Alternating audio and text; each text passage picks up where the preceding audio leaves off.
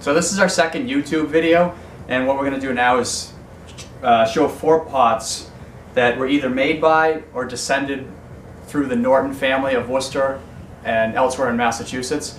And these pots were all descended, very good, these pots all descended with the family of Emeritus Norton, who was a 20th century professor at MIT. And the majority of his pots, I think it's mostly redware, but there is some stoneware, is owned by the Museum of Fine Arts in Boston today. And I acquired all of these objects directly from his family, who lives on Cape Cod, a couple of years ago.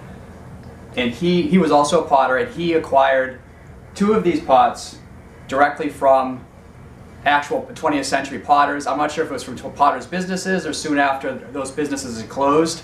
But this object right here, this was made at the Moses Page Pottery in the 20th century in Peabody, Massachusetts. And this is a pot that would typically be attributed to many places in the 19th century today. But this is an actual 20th century pot, probably a vase, my guess. It was made by Moses Page in Peabody, Massachusetts. Page was in a long line of potters who owned an important pottery that began in Peabody in the early 18th century. I was told this was about 1928 when this was made.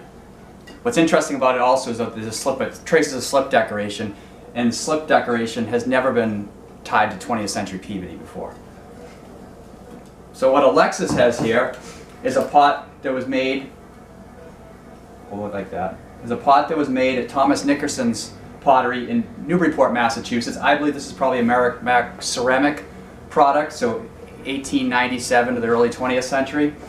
And I believe that this piece was probably acquired by Emeritus Norton directly from the Merrimack ceramic company. If not, somehow he acquired it after. But I've been told by the owners that both of these objects that I've shown have a long history of ownership in the family that dates back to Emeritus Norton's collection. And what's interesting too is that Emeritus Norton was also a potter, and the only examples of his that I know of that survive today, I'm sure there may be other people that know where examples of his pottery are, but we're going to grab those in a second, are owned by the Museum of Fine Arts in Boston because he donated his entire collection, or the majority of his collection, to the MFA.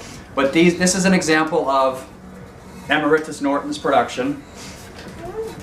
Yeah, you can hold this one. Careful. Keep your glasses on. And one has a rhinoceros, and another one has a running animal. I'm not sure if it's a dog or some type of other 4-legged creature. That's a fox. Maybe a fox, but probably looks like a dog to me. He's completely hand-thrown, red earthenware. And what's interesting about these is, I mean, this is Emeritus Norton producing pottery in the 20th century, and he was a descendant of the Norton Pottery, the famous Norton Pottery in Worcester, Massachusetts. So it's not really known today that there was an actual potter, a Norton potter, Norton family member who's producing pottery in the 20th century. But these are 2 examples of that.